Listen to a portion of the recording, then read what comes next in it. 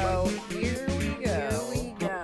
Here we go. Here we go. Here we go. Here we go. Here we go. Here we go. Oh, here we Here we go. go. Oh, here we go. Welcome back to the motherfucking podcast, guys. Hi. I'm Lacey. I'm Stephanie. And this is Oh Here We Go. And we're talking about skin today. I've wanted to say, let's talk about skin, baby, but we've really fucking ringed that out with the sex episode. There you go. But yeah, we're talking about skin today. We have my best friend Ida on, who is the face behind Glow with Ida, who, if you follow either one of us, you have seen us talk about her business and her products that she sells, and just kind of our skin journey with her over the past year. And we just just dawned on me one day. I was like, wait, you should have Ida on the podcast. I wasn't raised to pay attention to my skin or taught anything to care about my skin. And ever since knowing her and just getting more in that space, she has taught me so many things now to where I care so deeply about my skin. And the results are great. Yeah. I've never when I like looking like a little dewy, and I've always looked at people online or in movies. I'm like, how do they look like that? They're just as the glisten. Glow. I'm like, and now I see where that comes from. It's like a routine skincare. That's a good one. It's having a good esthetician and getting facials and dermaplanes and having a good diet and sleeping and doing hormones, less stress. This general a balanced lifestyle mixed with very good products and a good esthetician. And so she has just taught me so many things that I was like, if I'm the general public, then the general public does not know these things. Cause yeah. And so having her on, I just was like, listen, yeah. Okay, Lacey and I we have no affiliation with this brand whatsoever. We bought these products. These are the products that Ida sells, and they are so good. They're so good. She's one thing that Ida loves doing is researching each ingredient heavily, and so she sells 2 brands, and each brand is kind of local, smaller, and they really care. The ingredients are just spot on. Yeah, it's not a celebrity skincare. I've never had skincare products like this. Yeah, I said in the episode, I would drop so much money going into Sephora, being this will do it because it was expensive, and Sephora sold it. It was very much for some reason got into the marketing. Yeah. And these products just stand out to me in my 25 years of living. Yeah. For some reason, to me, if it's sold in Sephora, it means that this is maybe not even right, but it just means that it's not, I just don't know. I feel like they aren't fully focused on skin. I would rather buy from a smaller, where their sole focus is skincare. And I remember going into Sephora and buying I think it was called Rejuvenate. I don't even know, but I've never had, and this is not an ad. I wish it was. I wish they would sponsor us. But I've never ever had products that I've seen such immediate change in my skin, especially that motherfucking balm. Yeah, the balm. The Look balm can get it. Sorella, the balm. Yeah, and if you do want to buy products, if you want to try all these, which I would recommend for the love of God, just do it. Ida will have a store available on her store, which we will link in the description and everything. On her website, right? Yeah, on her website. Yeah, my bad. But yeah, anyway, I just wanted you guys to, if you're interested in skincare, to bring someone on to talk about it, because everybody wants to look good. Everybody has skin. Skin is it's crazy how good you can just feel about yourself, your confidence when your skin is good. I've stopped wearing makeup.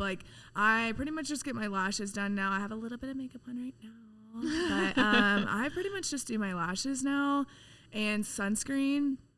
And the lip balm. Oh my God, the lip balm she has. Oh, I don't have that yet. Oh my Fuck, God. I'm calling you. I'll let you try some. It is insane. Well, she'll put it on after the facial. Oh, yes. And it's just like it's so good. Fuck. But yeah, so anyway, and just having like one of my best friends on just to talk. Oh, that was like so easy. Yeah, it was really easy. Yeah, that was like such a good I was like so excited for our interview because I was like, yeah, it's just like having a friend on, you know? But yeah, so if you're in the Denver area, check her out, or just check out her Instagram because she posts a lot of good tips and she makes these things. Like, they're cute little graphics and she spends the time making them. Her social media is so good and she just fucking cares. She busts her ass. I can't even describe to you guys. Like, she cares about this stuff so much. So that's why we both felt comfortable bringing somebody like that on, because we're not just going to bring on somebody that we don't really feel like is like the top in their craft. Sometimes we might think they are and then they're not, but this is not one of those cases. We've had like a slip up. Yeah, we had a slip up or so. Anyway, but yeah, so check her out, but you know. Any life updates? Seeing your big, any life updates? I got into golf recently. My boyfriend took me golfing for the first time, and not a lot of people know this about me, but I was heavily into fast pitch. I played it most of my life. I was on a World Series traveling team, world traveling team. We won the World Series, won nationals, won state. I played every single day. I was on varsity for my high school, as a freshman. It was I was fourth batter, pitcher, first base. I was eat, sleep, breathe softball. And that is hilarious to me now in my bomber jacket, which is so funny. But yeah, I have been feeling this itch to just get back in the batting cages lately. Wow. I've been telling Josh, I'm can we please go on a date to the batting cages? Fuck, but they don't have those in Hawaii or on the Big Island. And I'm like, God. And that would always be kind of the time that we would have to do something like that. But I just been I want to get a bat and just go for it. And it was also the moment in my life where my dad and I had such a strong connection because he was my coach, and that's our bond. And I also have learned that softball's where I get kind of receiving the type of love that I want, praise, and I like to do things for people, or I like to do it. I have to do a very good job, and that if I don't do a very good job, it's the worst. But yeah, I've just been having this desire come up, and so we went to do golf, and I'm pretty good at it. Yeah, did you beat him? I mean, no. I don't think he didn't even keep my score because he was this is not. I mean, I was good for it being my first time, and so I played twice now, and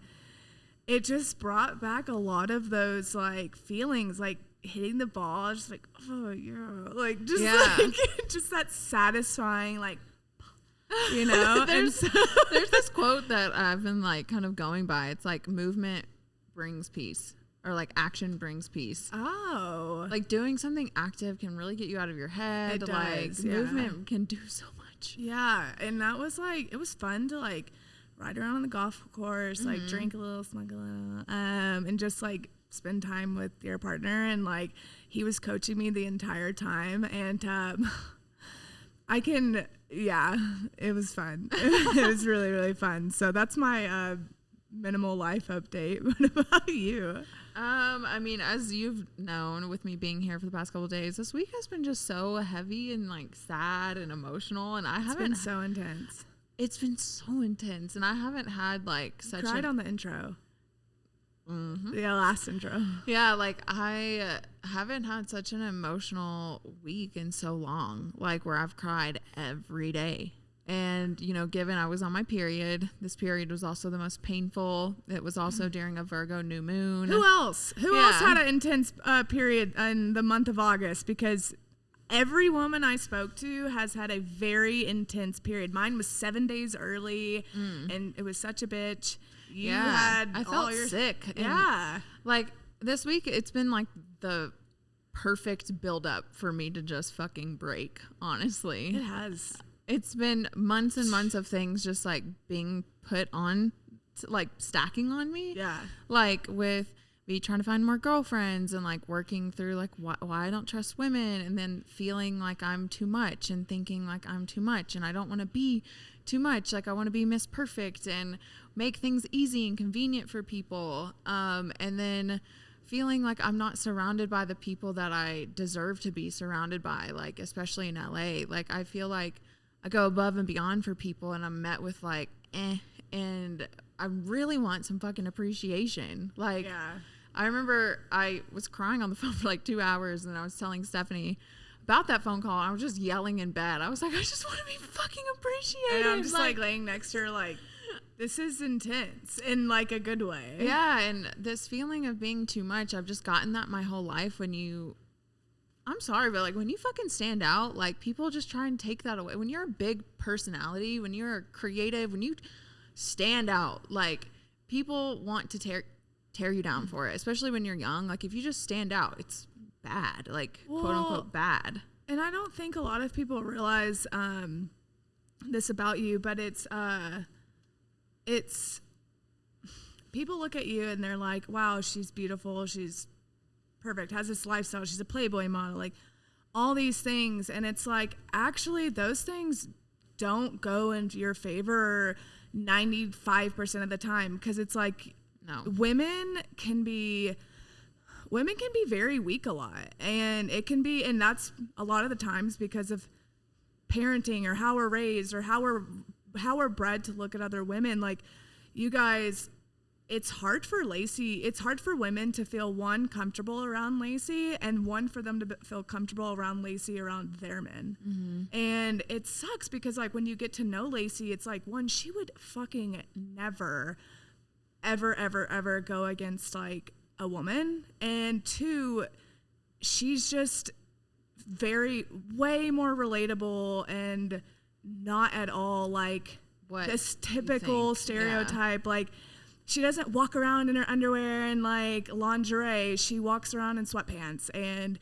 she's barely ever not clothed. So it's just like, it's hard for me, like as her friend, to see and then she's also like the influencer. So it's like hard for me as a friend to like see the women reactions towards her, because I'm just like, dude, like why are the insecurity, like I'm very thankful I don't feel insecure around you, because I don't know what that's like, and like that would suck. And I wish that more women knew you for that. Yeah. Like you've said, like you've reached out to women, you've offered to buy them lunch, and like they don't respond to me. They won't even respond. And I'm like, they follow me. They just don't respond to me. And I'm like, they probably don't want to be around you. They probably don't want to be close. They don't want you to be close to their guys. Like, and it's so weak, you know. And it sucks because you're a great friend. Like you're great, dude. I know, and that's why I'm getting frustrated, because I'm just like, when do I get to have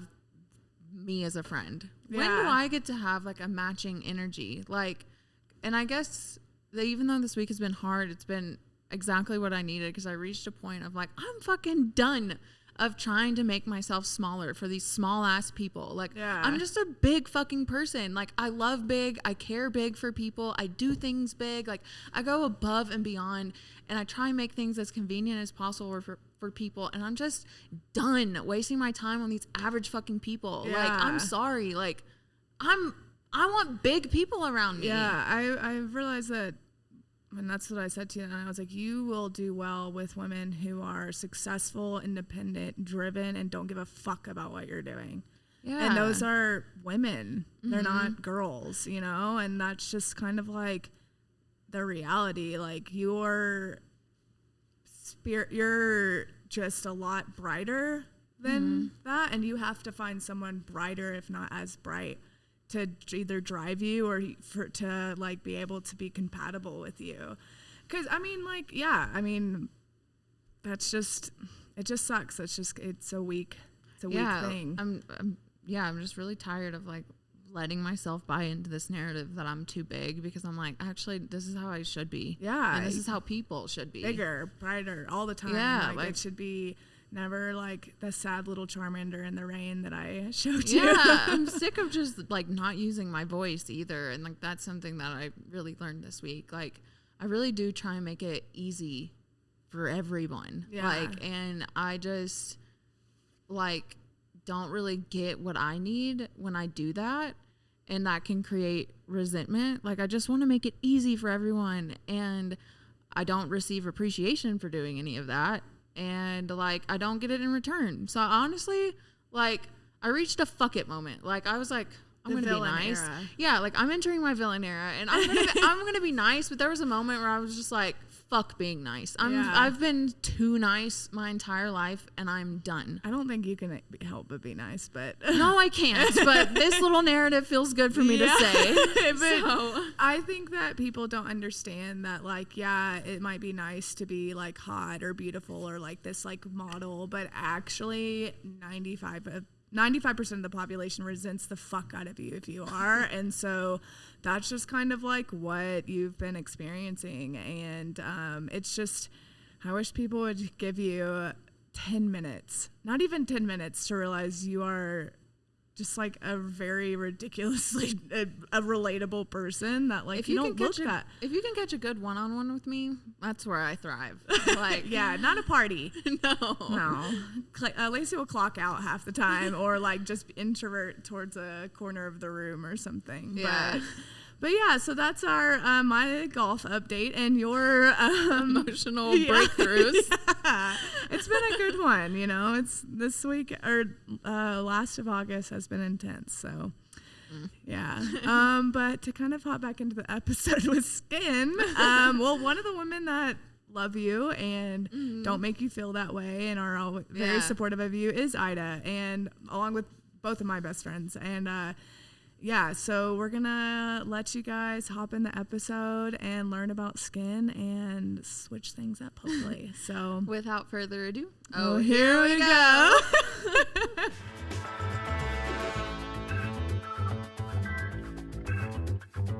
Welcome back, guys. Hi. Today we have Ida on. Who, wait, is my best friend.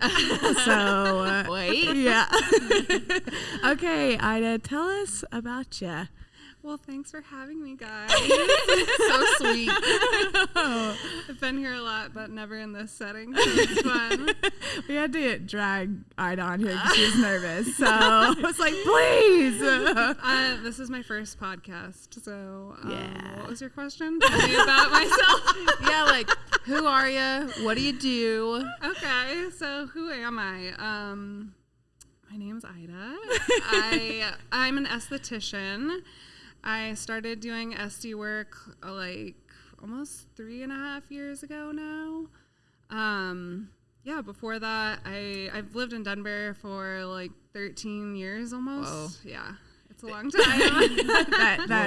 Yeah. Yeah. No, I love Denver so much. I mean, I feel honestly honored to own a small business in Denver now. Like it's really it's a different part of the community that I've never really been a part of, so that's really great.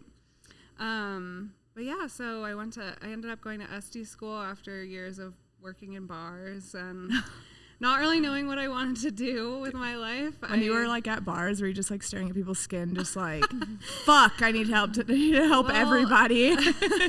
Now I do that for sure. But no, actually, like I didn't really know that this was truly my passion until I started diving into it. And yeah, one of the reasons that I started getting so far into skin was because I was dealing with my own issues with it. Kind of like a long backstory of my own personal health journey, but basically I ended up developing psoriasis because of having strep throat. Yeah, it's actually very common. There's many different types of psoriasis, and oftentimes they arise from some kind of distress on your immune system. And so in college, I was just like constantly getting sick, and oftentimes with strep throat. And then I ended up having to get my tonsils removed when I was 21, because my body just like wouldn't respond to antibiotics anymore. And from that, I developed psoriasis, and it's a type of psoriasis called guttate psoriasis. It's not fun. I don't wish it on anyone. So was it like coming out in rashes and skin itchiness? It Or what? presented on me like a full body rash. Like, yeah, it was horrible. Wow. And I was like young and living at the beach, and I just, you know, it made me really self-conscious because it was literally like everywhere. And it wasn't super painful. It was just mostly irritating and itchy. But I went to so many different dermatologists. No one could figure out what it was. Then finally, someone figured out what it was. But there's not really much you can do for psoriasis in terms of like taking prescription. How does strep connect with your skin? Just a gut thing? Yeah, I mean, I actually don't fully understand like why that presented, but I think mainly it was just because of the stress on my immune system, and like oftentimes skin disorders like psoriasis or eczema and acne, like a lot of it can come from distress on your immune system, and just kind of like that chronic inflammation can really wreak havoc on your system. Wow. Damn.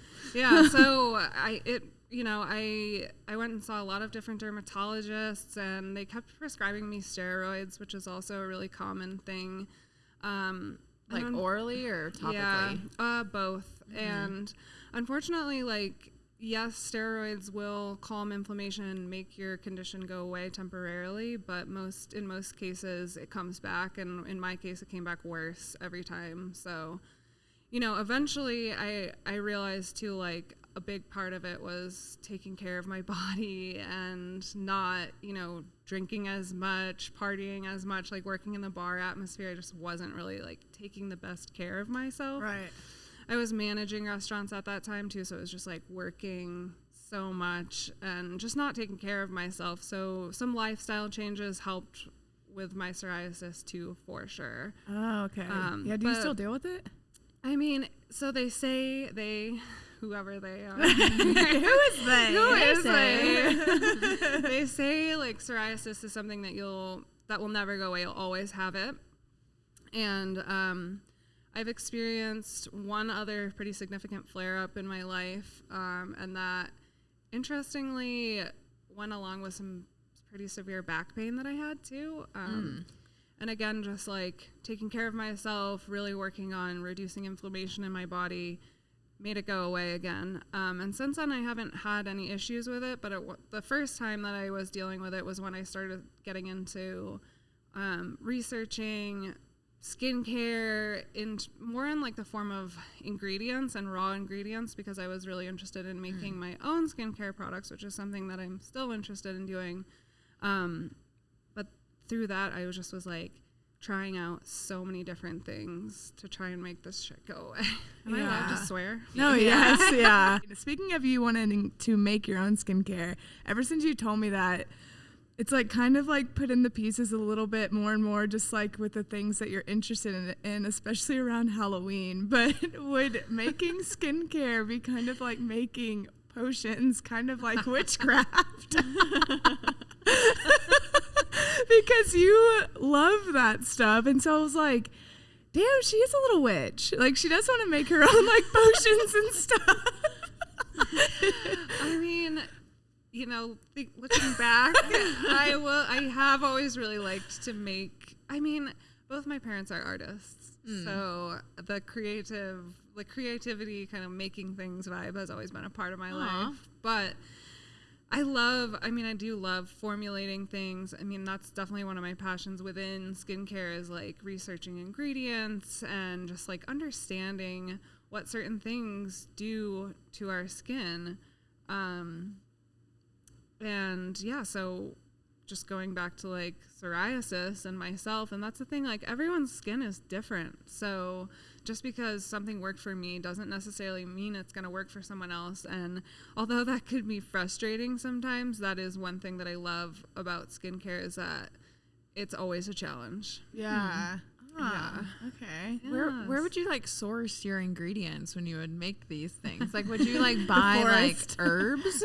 Well, if I were to start my own line, I would work with a chemist, and I would work with a team of people to formulate the products, and like the concepts would be mine, and the formulations we would work on together, and the sourcing we would work on together. So What is the one thing that has to be in skincare for it to be good?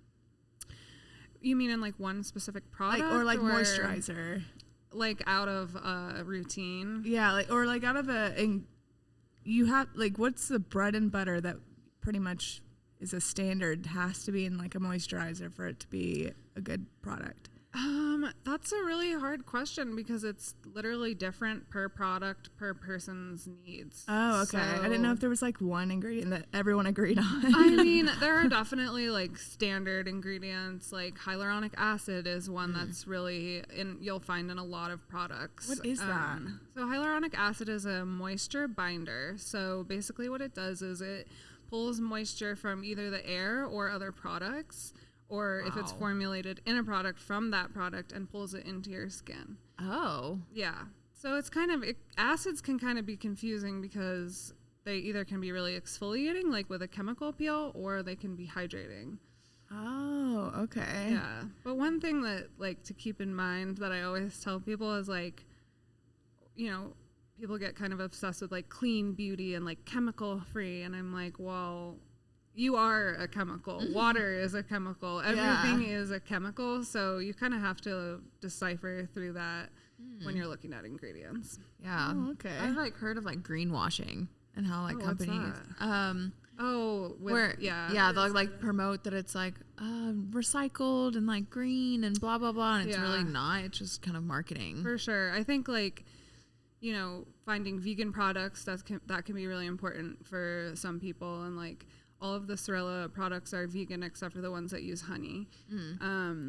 And cruelty free, that's obviously important. That's important to me. Yeah. And then as far as like clean beauty goes, like you really just want to look for something that's high quality, where not only the ingredients are high quality, but the formulation is high quality too. Wow, okay. How do you find an esthetician that's right for you? Like, what are the steps for that? It's really, it's a great question. It's really going to be super specific and personal to you.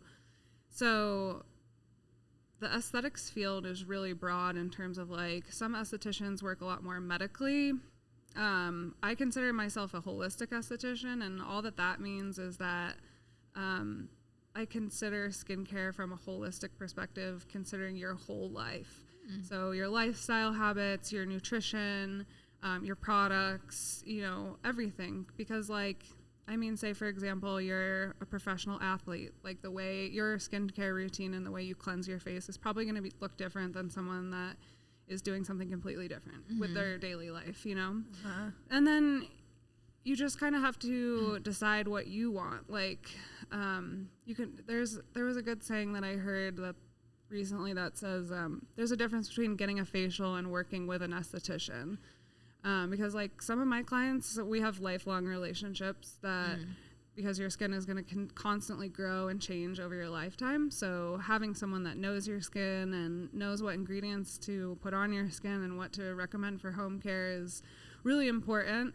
And then beyond that, it's like, well, do you want someone that's kind of focused more on your whole lifestyle, or maybe someone that's a little more medical and doing like lasers and injections and that kind of stuff? So there's a lot to look for. I would say Google is your best friend, and sometimes some deep diving in Google is what you need. But I do believe that everyone should have worked with an esthetician at least for a little bit in their life. Yeah, because I've only gotten like one-off facials. I've never had like a reoccurring relationship. Yeah. And what does that even like look like? Just like Ida will text me and be like, it's time for your facial. It's coming up, time for your facial. And I'm like, oh yeah. Fuck. It's a great thing. Yeah. So a lot of times people will come to me because they're experiencing some kind of condition. Like I work with a lot of acne clients, or like, starting to see the signs of aging. That's a pretty significant time when a lot of people seek out an esthetician. Because the thing is like if you feel like your skin's fine and you're like, no, I don't really need to do anything, you don't really realize like how much better your skin can be when you start working with someone. But for acne clients, acne is never really fully healed. It's just controlled. And so that process is kind of like constantly like monitoring your hormones and your nutrition. Those are huge things when it comes to acne. And then consistent treatments. So everyone's treatment plan is going to look a lot different. But when I say like lifelong relationships and lifelong work together, I just mean like your skin every time I see you is completely different than it was the last time. Your skin is different every day, you know, just like your body is. You're never the same day to day, and your skin is a direct reflection of that. So it's kind of an always transforming and evolving relationship. How do you feel about things like Accutane for acne? I think Accutane is phenomenal for the people that it works for. You know, Accutane is an internal exfoliant, so it basically dries up all of your oil. So it can be pretty aggressive. So Accutane to me is kind of like last ditch option always, just because it can really mess with your whole body's stasis, especially like your brain, because our whole body runs on oil. Our whole body runs on hormones, which is what makes our body produce oil. And so if you kind of think about it, like drying all that up is going to have an effect on your entire body. But like for some people, that's what they need, and it works, and they don't have any of the bad side effects. Yeah. So. Can you reproduce oil after it's dried it up? You can.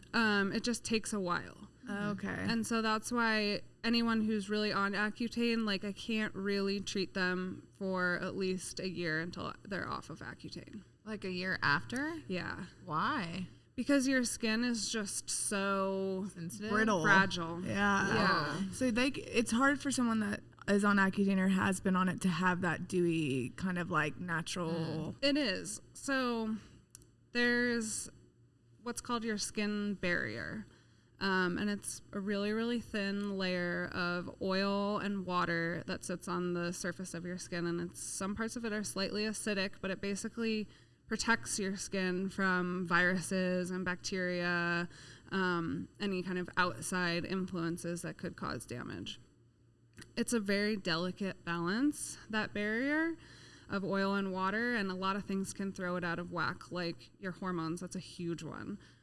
Especially for women, we're constantly going through changes, as we all know, like daily. And then what we eat really affects our hormones as well. What we drink, sometimes even drinking unfiltered water can affect your hormones. So when your hormones are thrown out of whack or even just a little bit irregular, your body starts producing different kinds of oil. And so finding that balance on your skin barrier is key. And so when you take Accutane and all of the oil dries up, it can kind of throw the balance out of whack, which just means that your barrier is probably a little bit compromised, which it can clear up the acne. But then after that, like you really want to work on building up that barrier, because that barrier is what's going to make sure everything's functioning healthily. Wow. Okay. Well, you know what's fucked up is like we were talking about this. Maybe it was yesterday, but you know, when you're on Accutane, they are so adamant about you not being pregnant and everything like that. Taking blood, taking taking a pregnancy test, and I was like, we were like, what if you got pregnant on Accutane in a state where you now cannot have an abortion? Yeah. Yeah. I mean, just Like, not funny, but it's dude, really just fucked up. Actually. Google those images of Accutane babies. What? Oh Wait. my God, I don't want to. Wait, I'm about to Google this. It's not pleasant. Did you Accutane babies? Yeah. Accutane baby. God. So, I mean, it's just kind of like, I only recommend Accutane as a last resort. What? This cannot be real. These are the most terrifying things I've ever seen. You just showed her. I don't want to see. Yeah, I know that she really doesn't don't want wanna to see see it. Yeah, Damn. I thought about that because I've had acne since, I started becoming a woman when I was 15, 16. And it's never, I've had cystic acne. I don't really have cystic acne too much anymore. But I was on spironolactone, which is like a popular medicine that my doctor prescribed me. And basically it blocks I think it's adaptogens that create the testosterone. So it works for hormonal acne, which is like typically in the cheeks and the jaw. And that worked for like a couple of years until it didn't. And I was like, okay, well, this is great because medicine like that brings on its own side effects. Like, totally. I'm going to be fucking honest. Like, and I think you've known this. If you were to look up the side effects, there's so many, but one of them was dry nipples. And my nipples were dry. Ow. Yeah. Oh, yeah. Yeah, I remember that time of your life. Yeah, like they would kind of get like super dry and flaky. Did they not bleed at one point? Yeah, Stephanie and I were shooting like a Playboy shoot, and she was like, "Your nipples are like raw looking." Ow. And I was like, "I know." Think of how embarrassing that is when I'm trying to like. Oh yeah. I've had a lot. Yeah, I was like, you've been through a lot of weird stuff like that. So I got off of it at the beginning of the year because I was like, Yeah. well, it's not working. Fuck this. And I started seeing a holistic doctor. And so we were trying to figure out stuff with like my liver, my hormones, and like my adrenal glands. And how many months has it been? Like 6, and I'm still have it. And I'm like, what is it? Your skin looks great. I know, but like maybe I'm just I know, like, but like not really. Like I want your skin. Mine or Ida's? Well, I think both of Ida's. y'all. Like I just when you're on camera all the time, like even. You don't know, now that I'm now that I'm acting, like you can't edit that out. Like, oh right. So I've always had at least 1, 2, 3 breakouts on my face, and I changed my diet a lot. I cut out I'm eating for my blood type, and I still have it. I'm like, what does that mean? Two questions, and this feels weird asking this on a podcast, but do you have an IUD? Mm-mm. No. Do you take any kind of birth control? Yeah, I'm like, I track my discharge. Like, Yeah. God. And then what about your sugar intake? Do you monitor that at all? That's what I mean. You might be allergic to something you don't realize. That's true. I mean, peanut butter. I could do an updated food sensitivity test, but I don't think I eat a lot of sugar unless it's like, carbs that turn into sugar. Like fruit. I used to do coffee a lot in the mornings, which would have the creamer, and I don't eat a lot of sweets. Yeah. You don't really have a sweet So like the tooth. biggest triggers usually for acne are sugar, peanut butter, Oh, well, shellfish. peanut butter. There's one. What was the last one I was trying to think of? I mean, and processed foods, like Okay. pretty much all processed foods. I mean, none of us should really be eating Yeah. processed foods if we can. But yeah, like those things definitely are important to take into account, and then also making sure that you're getting enough omega-3 fatty acids has been pretty closely linked with chronic acne. But like if you're not having cystic acne, at least that's really good, because that's the shit that's really hard to clear up. Right. I mean, I used to have that a couple of years ago. Ugh. And so Yeah, like it was like always on my cheeks, and so it's a lot better now. But I'm just like, I do everything right. Like I do. Yeah. I go to the farmer's market. I eat the whole foods. I cook all of my meals. Like maybe you should do routine facials. so. Yeah, that's why. I don't have like a regular esthetician. And actually, after seeing you, my skin broke out a lot, and I was like, fuck, I don't want to go back. Like Yeah. I'm scared of goes doing through that anything. purging Yeah. process, right? Yeah, and that is one thing. So it might be good for you to look for someone that you can work with close to you, or just come see me every month. Yeah. Just come see all of us every month. I mean, I need to get on a normal routine with it, I guess, because like I just don't know. I'm so over it. I did like a 3-day water fast, being like, okay, I'm gonna reset my microbiome, and didn't help.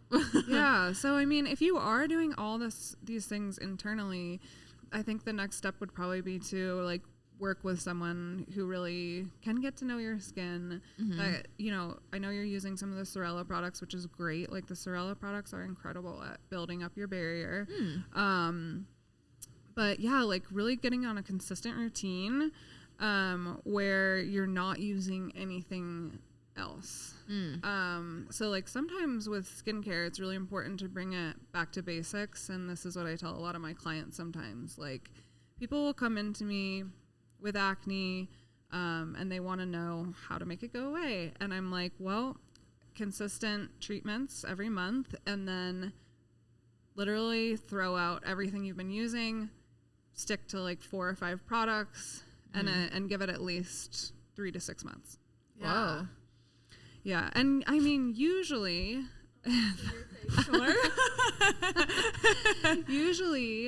if you're already working on the internal stuff and you stay really consistent, you'll see a drastic change. Yeah, consistency is always like the biggest key for anything. With everything, right? Yeah. I think I truly do take for granted not breaking out on my face. Yeah. Yeah. Cause like that would suck. Yeah. That really, I'm like really empathizing with. I get people so with anxious acne right about now. it with any audition or like going out like dates, like even like seeing like my boyfriend now. I'm like, I mean, it just fucks with your confidence. It does. You don't It want to really go out. does. And the problem is we examine and inspect our own skin so much closely than anyone can see it. So you'll have something and you'll be staring in the mirror. That's why I tell everyone, throw away your magnifying mirrors. Like no one needs to see your skin up close that well, except for your esthetician. Like you don't need to be examining every pore. And like a lot of times people think like they have tons of blackheads, and you know, there's these things called sebaceous filaments that are actually supposed to be on your skin, and people are like in the mirror trying to extract these things, and it's like, just leave it to a professional and don't look at your skin that close. Yeah. What is it like? You may have covered this, but like, what does it mean to be like a holistic esthetician versus like not? Yeah. So the aesthetics world is kind of like crazy out there. Like, so you go to school and you get your license, and it's different in every state, the requirements and the length, and then what you are allowed to do, and the modalities you're allowed to practice differ drastically from state to state. So like in California, estheticians can't even dermaplane without a doctor supervising them. A medical director is what they call it. Whoa. In Colorado, things are a lot different. Like in California, they also can't use lancets or like anything like that. So it's like basically all you can do is a basic facial unless you're like more of a medical esthetician. Wow. But there's no, and then there's people that call themselves master estheticians too. There's nothing really that says like, here's a certificate, you're a medical esthetician. Here's a certificate, you're a holistic esthetician or a master esthetician. These are all kind of self-proclaimed things. So when I say I'm a holistic esthetician, I just mean I look at your life as a whole when it comes to skincare.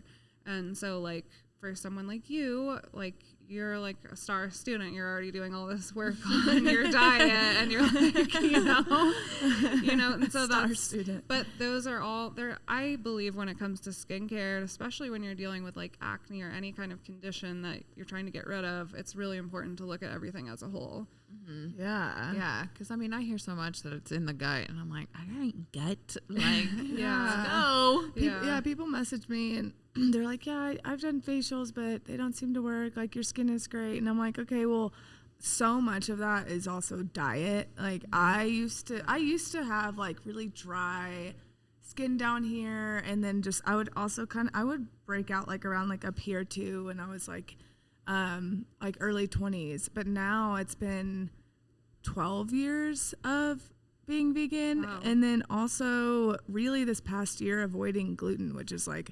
extremely inflammatory. My skin is just like feels like a baby's ass all the time. A lot of that's because of you, but yeah. And so I just try to explain that to them too. But I mean, skin takes years to like really like fully permanently kind of change. Like you can't just like have a diet for like 3 or 6 months. You can maybe notice a little bit, right? But like it wouldn't be like a full-on change? Like, how long does something like that really take? Yeah, I mean, you can kind of compare it to working out, right? Like, a lot of times we're kind of looking for, like, the quick fix. I mean, that's a whole nother rabbit hole of just, like, our culture and how instant we want things. But if you're really trying to change your body in any way, which is what you're doing with your skin, it's going to take time. So, you know, realistically and honestly, a year of consistency is going to do a lot for anybody. Yeah. But like I said before, like 3 to 6 months of true dedication to it and really paying attention to it, you'll notice a huge change.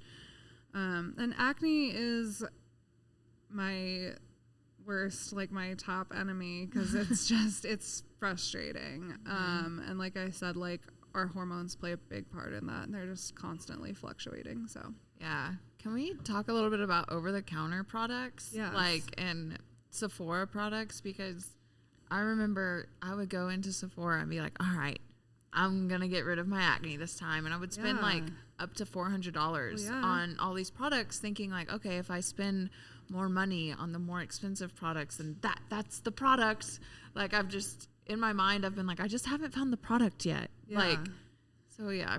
Yeah, for sure. So there's kind of like different levels of over-the-counter stuff. And then you get into professional lines that are sold by estheticians, developed by estheticians. And obviously, like, you've seen how many products are out there. It's insane. Yeah. And so I don't blame anyone ever for, like, not knowing what the fuck to buy, because it's crazy. Yeah.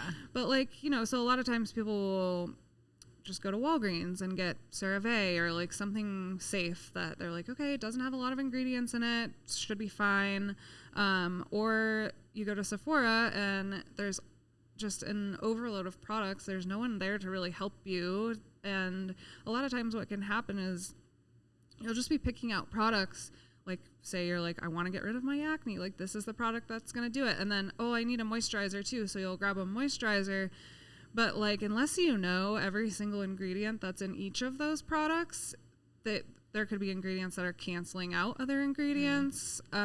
You could be using too much acid on your face and over exfoliating. You essentially could be just disrupting that balance of your barrier, which is going to make the problem worse, whatever it is. Oh, wow. Not saying that those specific products are making it worse, but just kind of gathering different products from all these different lines could be contributing to worsening of the condition. But So stick with one. If you're going to go into Sephora, stick with one product. definitely, yeah, stick with one line. So, and that's like kind of a good sign of a good line is if they have every product within that line and it's not just one thing.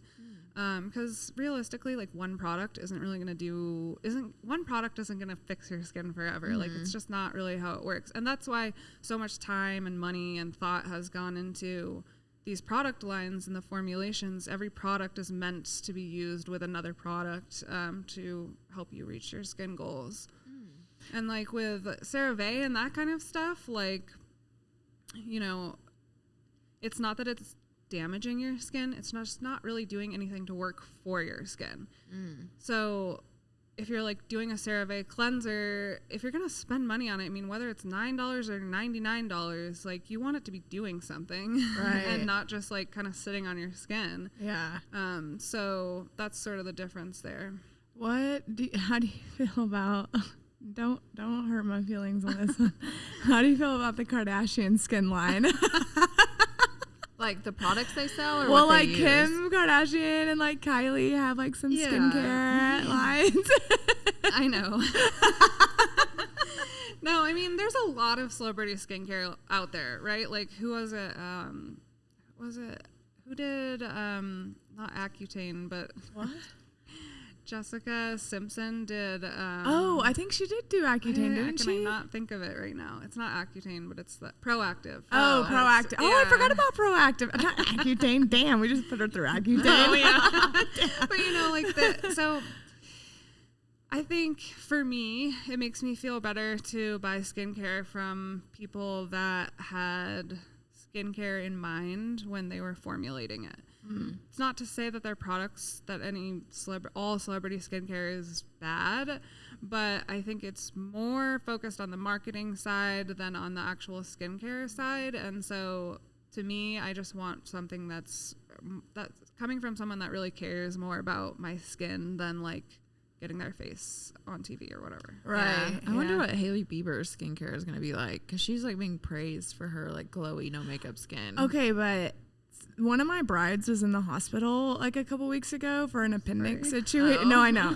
Sorry. But she posted this picture of herself, and she had been on an IV for like several days, and her skin was beautiful. And that's what she said. She was like, if any of you want like amazing skin, just drink a fuck ton of water, because then you'll have Hailey Bieber, what? Hailey Bieber's like skin. And her skin was like, she had no makeup on, and it was beautiful. And I was like, damn, is that what happens when you just like hydrate yourself like constantly? I mean, hydration is a huge thing. Like drinking water right now. So the standard is to drink half your body weight in ounces. I never checked my ounces. Hold on, let me grab this. So what would that be? But then like in Colorado, I literally try and just double that because it's so dry here. So drink your body weight. Yeah. In Colorado. Try to. Preferably. So if you weighed 135 pounds, you would drink 135 ounces of water? I literally can't do math, but yes. Or, strive to. Okay. Fuck. Okay, yeah, so I was way more essentially, if I was going to do the half thing, I should drink 2 of these big things, which I kind of do. Yeah, I think I do. Well, especially here, I'm like literally chugging water all the time. My bladder is too small for that. I would have to be hooked up to a catheter or something. Then, the other I always thing, have this on me. Yeah, the other thing you can do to amplify your hydration is keep in mind that our body actually processes water from food and hydrates our system quicker than drinking it. So you try and eat your water, basically. Can do that. Yeah. Can like celery, greens, watermelon, cucumber. Excuse me, like cucumber. Don't smoke either. What is a good routine skincare, or what does a good skincare routine look like? Yeah, so when you're doing your skincare, no matter how many products are in your routine or the extent of your routine, you always want to think going from thinnest to thickest, because basically whatever's thinnest is going to really target whatever you're trying to achieve and sink in quickest. And then you want to like layer up from there and protect and hydrate and such. But basically a basic skincare routine would look like cleanser. And we can talk about cleansing and like double cleansing too if you want, but cleanser, toner, serum, and I like to layer serum, so I like to add a couple of different serums to my routine, and then moisturizer, and whether that's at night and you put on a more heavy moisturizer or like a lighter moisturizer during the day, that's going to kind of add that extra layer of protection and seal everything in. And then the most important thing during the day is SPF. Yes. And then you can add in like eye cream and lip if you so choose. Yeah. Okay. So we have these products with us. These are our own products. Don't look at Stephanie. It's fine. Like, these are our own products. I didn't Busted. even know we were going to do this, and we don't have any connection with this company, even though I wish we did. Look how busted it is. Like, okay. No, so Travels well. This serum is insane, but what my favorite one is the balm. motherfucking balm.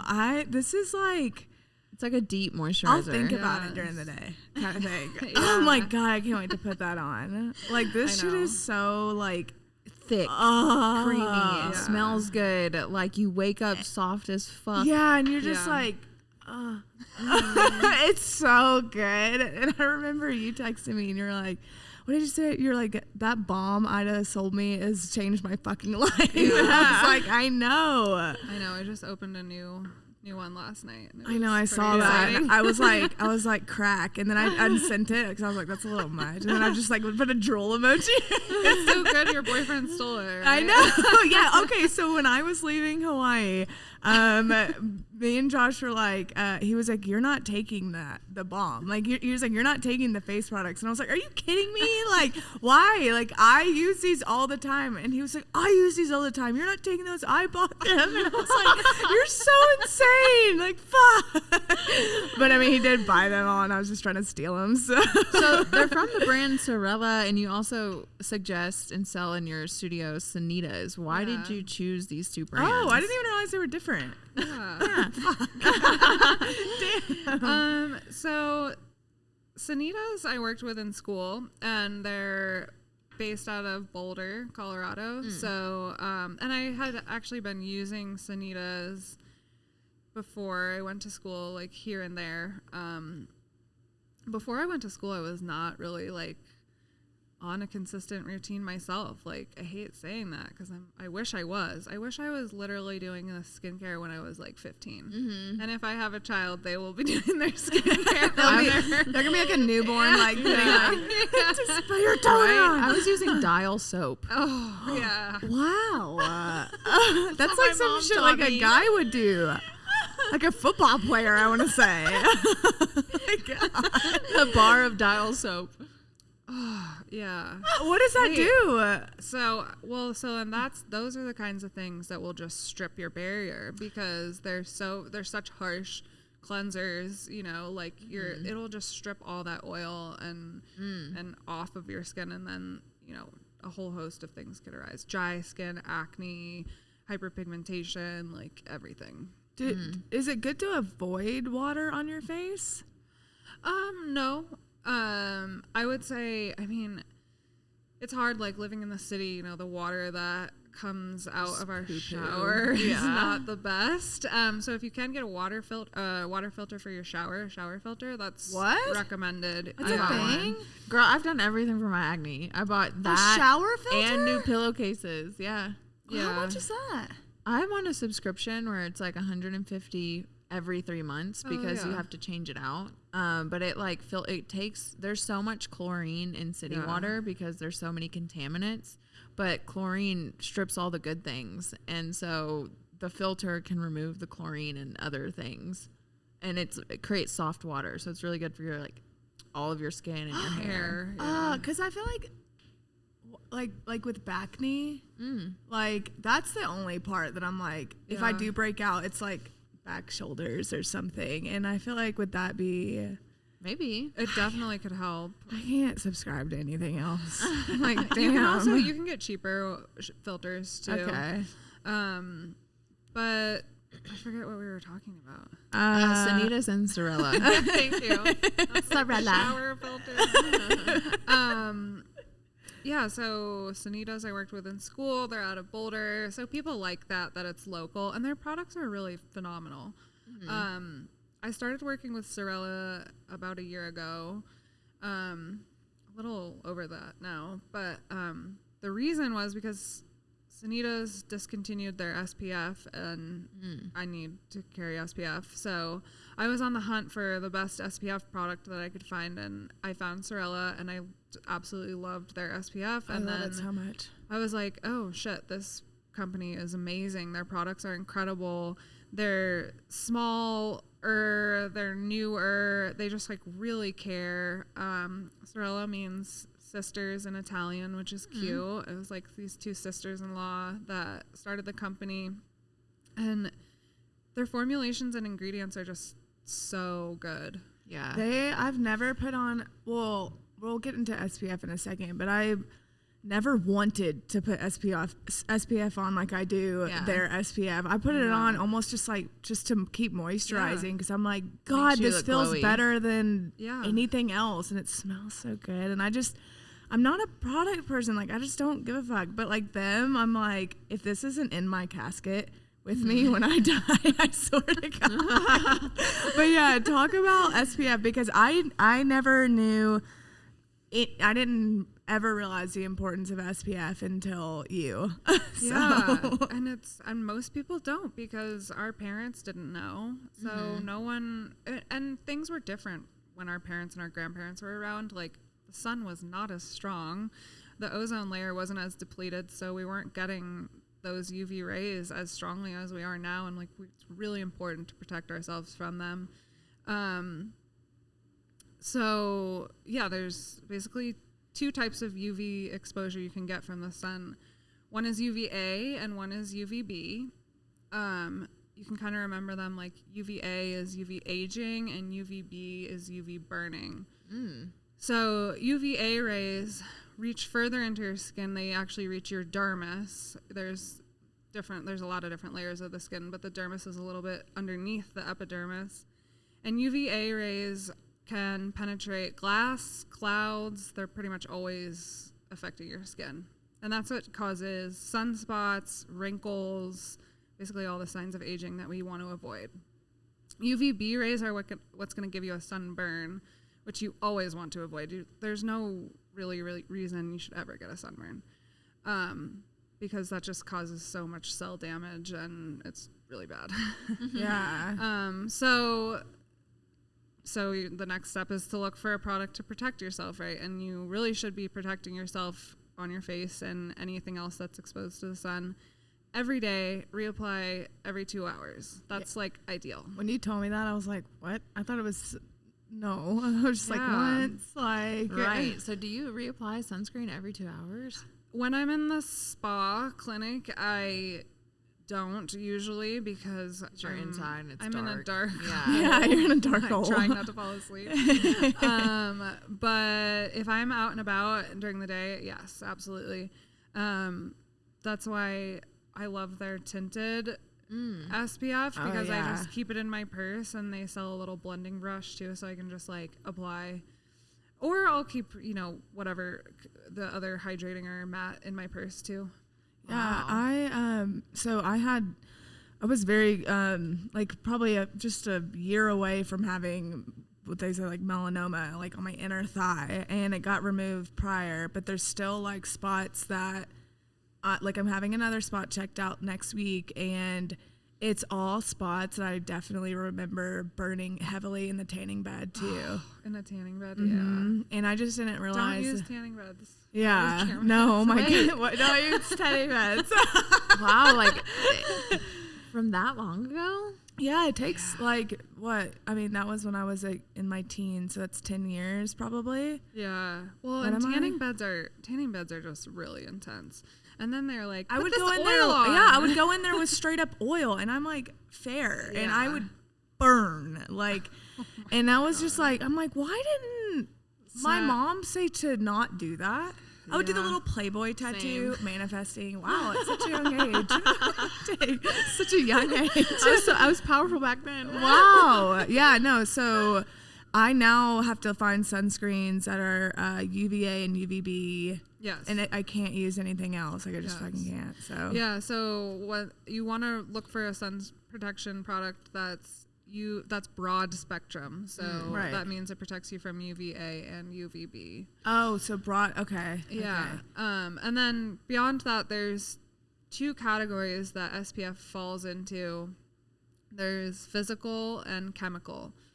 And so if you look at the back of your sun protection products, it will tell you the active ingredients right at the top. And you want to look for titanium dioxide and zinc oxide as the prominent active ingredients. And you want to look for as high concentration as you can, percentage-wise.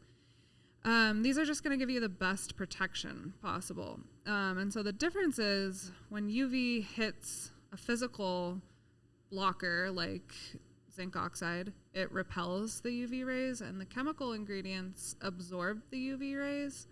So in my mind and the way that I kind of visualize that, I'm like, well, I don't really want the UV to be sitting on my skin. I want it to be bouncing off of my skin.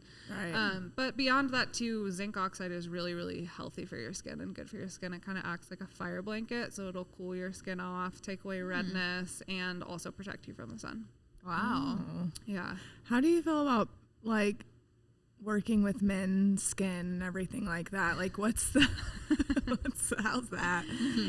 It's, when you came in and Josh came in and you were like, your skin is compromised. What does that mean? You can scare them really easily into wearing sunscreen is what that means. He texted me. He's like, Ida said my skin is compromised. I was like, oh my god. Yeah, he was concerned. Yeah, so I try and make my space as welcoming to everyone as possible. I've definitely worked with some more like teenage clients, men, women. But yeah, I think like it's weird because as women, we're just always taking care of ourselves, and it's kind of ingrained that that's like something we should do. And men don't take care of themselves at all. Like, literally. And I'm like, wow, okay. So the experience for them is always amazing, you know, because most of the time they've never had a facial before, or they've never had like a good facial before. And so they're usually blown away by that. But then like, it's hard to get men who aren't used to doing any kind of routine to get into it. So with men's skincare, always keep it simple. Here's a cleanser and your SPF or whatever, you know, and then start introducing more things once they start like getting hooked on it. And just like getting hooked on how they look and how they feel, because it really does make you feel good to take care of yourself. Josh loves it. Yeah, no, I mean, that's the thing. They always end up loving it. So like I'll go in the back. This happened in Hawaii. I went in and did my skincare routine before the night, and then he was like in the kitchen cooking, and I came out and he was like, oh, you already did your skincare? He was like, what? I was like, yeah, I'm not waiting on you. I mean, that balm will get you. Give the men the balm. Nice. Yeah. What about, like people, how do you feel about injections and all of that for your skin? Yeah, so kind of the same I mean, it's very obviously different than Accutane and whatnot, but so like injections, you really want to be conscious about who you're going to and what the results are that you want to achieve. It kind of makes me sad a little bit because we're all constantly bombarded by social media and on social media, and we're seeing all these pictures that are filtered and altered, and it drives people to want to go and alter their face to look like that, right? And it just doesn't always work out. You want, like, a lot of times the professional maybe isn't the best, or you just don't know how it's going to age.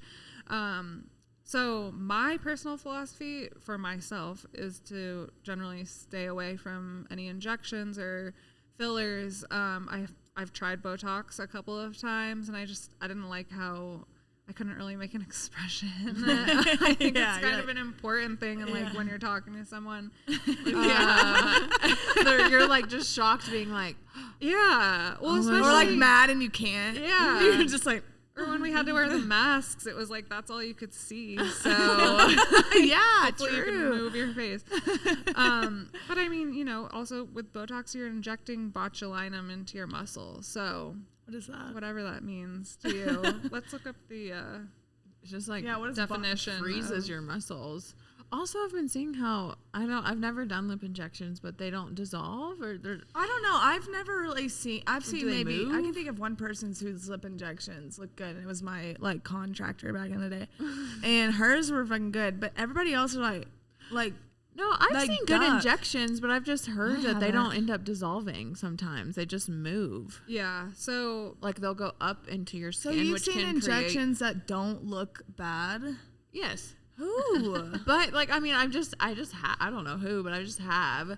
But over time, you keep getting them. That's when you start to get this like puffy look because it's going up in your skin. Yeah. So with filler is a slippery slope. Like Botox is too, because that's the other thing. It's just not really like sustainable. So what I like to focus on is sustainable skincare, right? However you can get the results that you want in a way that's going to last, and that you don't have to go back every 3 months and just get injected and spend a bunch of money. It's expensive. So back to Botox though. So it's made from botulism, basically, which is Bacterium botulinum. Botulism is a life-threatening type of food poisoning. And so the way that Botox works is it paralyzes your muscle. And so that's why so people typically get Botox in between their eyes, on their forehead, and around their eyes, because that's where you're contracting those muscles the most. And so inevitably over time, lines begin to form anywhere you're contracting muscles. But in my eyes, I'm like, well, if your skincare is on point and your skin is healthy, your collagen and elastin is going to be producing at a healthy rate, at a normal rate, at an even higher rate than maybe your age determines for you. And it's going to have more bounce back, more collagen and elastin underneath. So it's going to plump out fine lines and wrinkles that way. Wow. So there's like natural ways to not have to. What about like migraines and stuff? Like, I don't know much about that. I do know that it's recommended for people with migraines often. From my clients, I've seen for some of them that it definitely works. But for that, I kind of feel like you're not really getting to the root problem of what's causing your migraines. Yeah. It's sort of similar to other just cover up quick fixes that are like, oh, there's probably something deeper going on that you should address. But that's, again, personal for everybody. So what's like microneedling then? Like, what does that do? yeah, so microneedling is a collagen induction therapy. So that's definitely one of the alternatives to Botox that I would recommend, especially for someone young, to try before just jumping into Botox. So what it does is needles. I use a electric pen device that has a disposable cartridge, and the one that I use has 16 micro needles on the inside. And they move up and down in a vertical motion, and they poke your epidermal junction, which is where your collagen and elastin is made, and it stimulates your skin to produce new collagen and elastin. Ah. So if you kind of think about when, like, if you fall down and scrape your knee or whatever, and it heals, but it's like bumpy and kind of just disformed. Is that a word? Disformed? I think so. Now I'm like, is Deformed? it? Scraped? Anyway, It's messed up. Anyway, so that's like scar tissue that's formed in this sort of like mangled way, however your scrape was. So, but if you think about putting in a perfectly shaped needle into the same depth over and over, it's going to form scar tissue, but it's going to be healthy scar tissue, the kind of scar tissue that you want. So it creates new scars essentially, but like healthier. Healthy, yeah. And even. And so that new collagen elastin is going to push up and through, and then you're going to have, totally changed skin. And that's how it plumps out fine lines and wrinkles. And is that like a permanent thing, or do people have to keep coming to do that? So microneedling, I recommend starting. It's kind of like jump starting the car with that. So like I recommend 3 to 6 treatments to start, spaced at least 21 days apart, 3 to 4 weeks.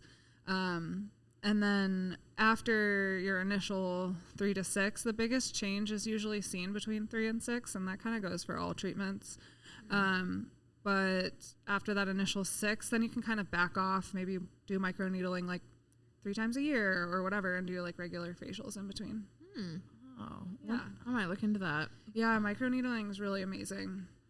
what about laser treatment? Do you do that? I don't do any laser. To do laser, you need extra certifications. Most states require that you go to a laser school. What is laser, like laser hair removal or laser? Laser hair removal is one facet of laser, but then estheticians also use laser to address other issues, like mostly pigmentation and hyperpigmentation, so sun damage. And it's effective, but it's really intense. Some treatments can be like, and my kind of approach is more through chemical peels to achieve the same results that lasers get. Oh, Yeah, you got a chemical peel once, right? yeah. And it fucked me up for a second, but it was so good. Like, I remember being. It fucks you up in the best way. Yeah, that actually was a huge turning point for my skin. I remember being at the airport in Hawaii, and like I had the pill I think 2 days before, and I was like, fuck, my skin is like itching and burning, and like it was like kind of like you couldn't you had to be up close to see the peel. Yeah. And I was like trying to find like sunscreen in my bag that you'd given me like on the side, like out of a thing. And I was just like putting it, just anything on my skin to get moisturized. And I was like, Ida, what the fuck? Sometimes with your friends, you have to just do stuff and trust that they'll figure it out. Because if I had told her that, she probably wouldn't have wanted to do it. No, and then after that, oh my God. I wouldn't do that to a regular client. Disclaimer. After that, my skin has been totally different. Like way smoother, way more absorbent of products, way more just like adaptive to here and like Hawaii. Like, I mean, Hawaii, no one has skin problems pretty much, but like, but here, like I wake up and I'm like, so it's like so dry. But ever since then, I mean, my skin has just been a little bit different, and it's so nice. So definitely recommend that to anybody. Well, I guess. Yeah. Well, no, literally. I mean, I think everybody at one point in their life needs some sort of peel. How often should they do that? Well, it totally depends on your skin and your esthetician, and definitely be discerning with your esthetician if you are looking to do a series of peels. Peels have changed a lot over the last, 20 to 30 years. As estheticians, you used to have to go to the pharmacy to pick up peels, and it was just like straight up acid. Wow. Now they're formulated a lot differently. But I mean, if you're doing lighter peels, you can do a lighter peel once a month in your kind of regular facial. But the way that it works and what you're describing is, just to like bring it back to working out, when you work out, you're essentially breaking down the fibrous tissues, and that's what like makes you sore, and you release lactic acid, which is actually the peel that you received. And essentially when you're breaking down your muscle, what happens after you work out, it comes back stronger, it builds back thicker, that's how you gain muscle and get fit. And that's exactly how it works with your skin. Wow. Okay. Yeah, that's kind of like, I was like, I feel like it's like a rebirth. Yeah. I mean, it takes, with peels, I don't like to say that there's necessarily downtime, because that's different to everybody, but there's definitely usually some discomfort a couple days after. And that's just that process of your dead skin shedding and the new skin coming out from underneath. Yeah, I typically, when I first started getting facials and dermaplanes every month, I would have this I would break out just a little bit. But then now, I think since I've been way more consistent with it, I can go and do all those things. And now it's like, it's not an issue. Yeah, purging is normal when you first start seeing an esthetician. Okay. Yeah. Whenever you're on the internet and you are looking at just scrolling through, do you see like cringy TikTok trends when it comes to skincare? Yeah, I mean, honestly, I try and stay off of that stuff mostly because it like infuriates me. But like, just again, I mean, there's a reason why someone formulated these products. There's a reason why you shouldn't just be putting raw ingredients from your kitchen on your face. Wait, what's one that you remember vividly that you're like, what the fuck? I mean, this was from a while ago, so I doubt it's trending anymore, thank God. But there was one that was like straight up cayenne pepper and honey. I think that was it. And lemon juice. Yeah. And literally the honey is whatever. You shouldn't really put raw honey on your face. But cayenne and lemon, that's like really intense. What was their... I think it was like an exfoliating, and lemon is a really brightening ingredient, but it makes your skin really, really sensitive to the sun. So you want to make sure that it's like in a product that's formulated for that. Wow. What about like charcoal masks and like mud masks? Are those like a waste of time? Depending on what company you're buying them from. Masks are tough too, because there's so many, obviously, like those sheet masks and everything. And definitely recommend being choosy with what you buy and try and look for organic ingredients if you are going to get sheet masks. But if you're getting like facials regularly, do you even need that stuff? Not really, unless your esthetician recommends it. I wouldn't say you necessarily, like the treatments that I do and the treatment plans that I usually perform and give to people is we do the more exfoliating, intense treatment in the treatment room, and then at home you work on repairing your barrier, restoring, and not really using a ton of exfoliating ingredients. But like with charcoal masks and mud masks and stuff, I mean, you totally can, but if you're like following a treatment protocol by your esthetician, you probably shouldn't. Oh, okay. We were talking last night, and we wanted to know, which this may be such a weird question to ask, but when it comes to skin types and like people of other cultures and stuff, like, or just ethnicities, like how do you, is it different? Yeah, is it different? Like, yeah, that's another thing, like all the estheticians out there, I hope that, everyone's done their research, because every skin type should be treated with care and differently. Obviously, like someone with a much darker skin tone isn't going to have the same treatment protocol and the same home care products as someone that has super light or super fair skin. We wondered. We were like, is that different? Yeah. Or is it just the same? Totally. And I mean, a lot of it is genetics, and that plays a big part into skin type and how it should be treated. But then there's also just a lot of studying that needs to go into how to treat different skin tones and types and conditions. Just because you don't want to risk damaging the skin further, causing a condition that isn't good, or having a reaction that isn't good by use of certain ingredients or products. right. Well, since like, I guess by the time this comes out, fall is here. What is like seasonal skincare like? Yeah, so just how I was saying, like your skin is different every day, the seasons definitely affect your skin. So the change in sunlight, the change in dryness, the change in temperature, all of these things are just going to kind of affect your skin differently. So usually when there's a season change, I have a big influx of people coming in breaking out, or like have like a weird dry rash or something. And it's like probably because, during the winter, I recommend switching up your products a little bit to include like more hydrating and protective ingredients from that kind of harsh cold weather. And then in the summer, you might want some lighter ingredients or lighter products, and definitely like usually more SPF, not really in Colorado because it's sunny all the time. Yeah.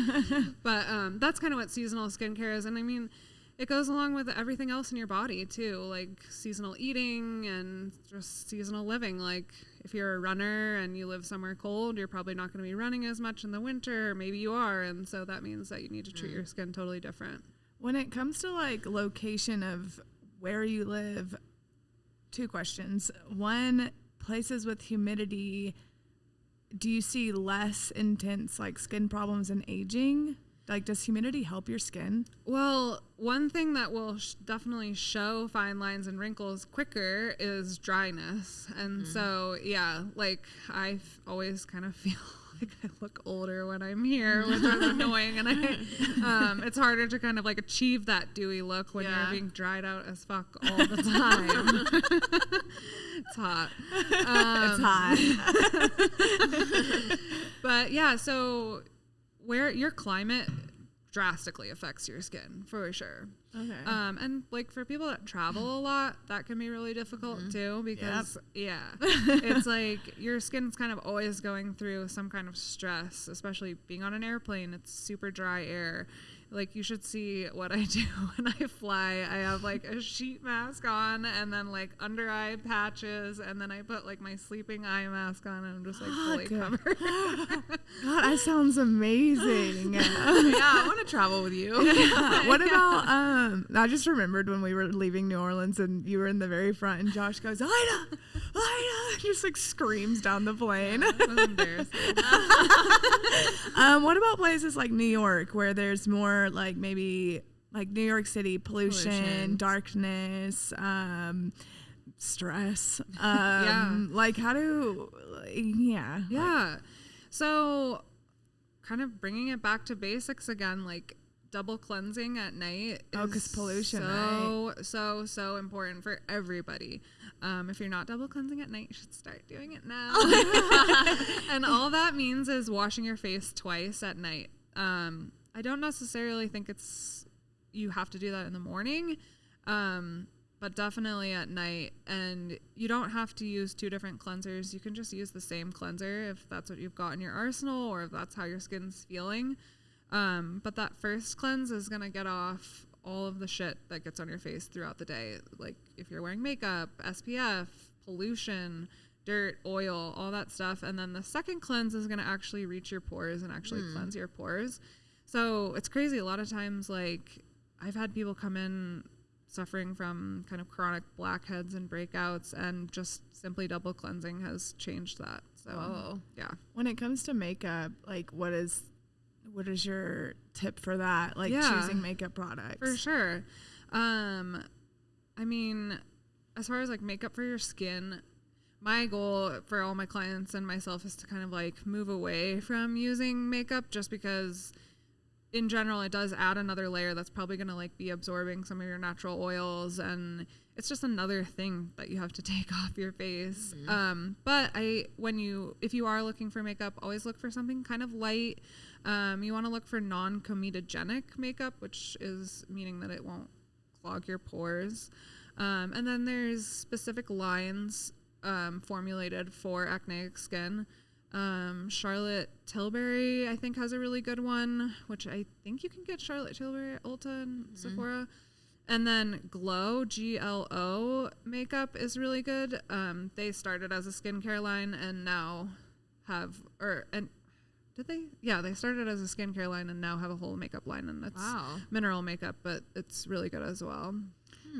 Damn, all right. I remember like Bare Minerals was like, this is mineral makeup, right? Yeah, it is. And to be honest, I'm not the biggest fan of like powder. Yeah. I've never used powder, but they have good mineral liquid foundation. Oh, okay. Yeah. Well, before we start wrapping it up, which we haven't even said like this, like your business name, Glow with Ida, at all, but we'll drop it in the intro for sure. But what are some general tips you could give to the public? Yeah. I think my biggest tip is to try and get in tune with your body as much as you can. Your skin is a reflection of everything that's going on in your body. And I think a lot of times we just don't really pay attention to that. And the more you can get in tune with what your body needs, the more you can get in tune with what your skin needs, and the easier it's going to be for you to find homeostasis in your skin and just correct any issues that you're dealing with. Another major tip that I haven't figured out myself, but is just try and alleviate stress. Stress is such yeah. It's insane, but it's like stress does so much to our body. And I think a lot of the times that's what's being reflected in our skin. And you can tell when someone's stressed out. They don't necessarily have such a glow to them sometimes when they're like constantly thinking of other things or, just down on themselves. And makes them pick at their skin too, probably. Yeah. Picking is a no-no. Yeah, picking is rough. I heard that like skin picking can be like a side effect of like ADHD and like self-soothing. Yeah, it's I've had clients that I've recommended to wear mittens to bed because they like pick in their sleep. What? Yeah. Wow. It's intense and it's bad because you're just creating scabs and infections sometimes, and Wow. And SPF, y'all. Yeah. Another tip. Definitely SPF, the double cleansing thing. And then, find an esthetician to work with, because it can be tempting to buy all the products and try and get the quick fixes. But I think slow and steady wins the race when it comes to skincare. Yeah. Eat well. Get on a regular routine. Take care, kids. SPF. Yeah. Try not to stress. And sleep. All the hardest things. Yeah. Okay. We just have our final 3 questions. Yeah, we have 3 questions that have nothing to do with this interview. All right. Okay, you go first. What's your favorite way to cook or eat a potato? Definitely potato chips. Oh, have we had someone say that yet? I don't think so. Wow. I really like those gluten-free vegan potato chips. What's that brand? I know you like it. Siete. Oh, yeah. chili lime potato chips. Oh are damn! really I don't know if I've had those yet. I Maybe love don't that. start. Every time I look at them, I'm like, I almost pick up a bag, and I'm like, I love them. I do too. Okay, if you could be a gold medalist at any Olympic sport, summer or winter, which one would it be? Definitely snowboarding. Oh yeah, you little snowboarder! I forgot about that. Apparently, she's like insane at snowboarding. I'm all right. Yeah, Wow. what the fuck? I That remember would be cool. I was trying to go to Aspen at the beginning of the year with you and with this guy I was dating, and like he was like acting like he didn't even want to like teach me, and I was like, You all right, probably well, didn't when you're bye. good at it. Yeah, Like, I just had this gross feeling that I was just gonna be left alone, and I was like, gross I was like, On the ski mountain. I was like, I'm not going. Josh like put me on the little it's not even the bunny slope, it's the training before the bunny slope, and like while he was doing his own thing, and he would like ski on in there and take some photos of me and be like, yeah, and then just ski on back up. I didn't even make it to the bunny slope, and it was just me and another person, but I was the best in my class. So That other guy sucks. last question. Would you rather smoke weed on the beach or trip on psychedelics in the desert? Smoke weed on the beach. Yeah, you're not really a psychedelic person. I am, but not in the desert. It's fucking hot in the desert. Yeah, we got sun exposure out there. Like, Do I have a sun hat? Or, no, I love the ocean. So, and I love smoking weed. okay, well, cool. Yeah. All right, guys. Well, for this. Yeah, thank you. you. Like the reason we wanted Ida on is because now I've learned so much about skin from her, and she made me start caring about my skin, which I'd never have before. Not willingly, I just didn't know. And so I just was like, okay, I'm a normal, common person, so I know that no one knows this shit, so we needed to have you on, and everyone wants to look good, so you Right. need to. Yeah, thanks, guys. there's so many like big words that you said, and I'm like non-communogenic. I'm like repeating them in my head right now. I already forgot that word. Fuck. Well, Hit me up anytime for definitions. yeah, guys, we're gonna link everything with Glow with Ida below. If you're in the Denver area, come see her. If you're not in the Denver area, come fly to see her. I've done it. Yeah, we love her, and yeah, where all can our listeners find you? Yeah, so my website is www.glowwithida.com. You can book online through there. Also, shopping coming this fall. Oh, online. yes. For products. Oh, cool. They can Thank start God. ordering these. Yes, Yes. yes. But I'm on Instagram at Glow with Ida, and that's it. Yay! Okay, well, guys, if you've made it this far, thank you, Lacey. do you want- Thanks for Should, listening. when should we? Do we want to do the outro? Sure. If you want to keep up with us, everything's linked down below. Stephanie and I's socials and all of Oh Here We Go's. Make sure to follow us on TikTok because And yeah, rate us. yeah, we're getting on rowdy something. over there. Yeah. But we'd love to Oh hear yeah, your we are. We are getting rowdy. Yeah. Sometimes I log on to TikTok and I'm like, damn, I didn't really even realize this was going on. Okay. You know, slight work. But on that note, we will catch you in the next episode. Yeah. Bye. Bye.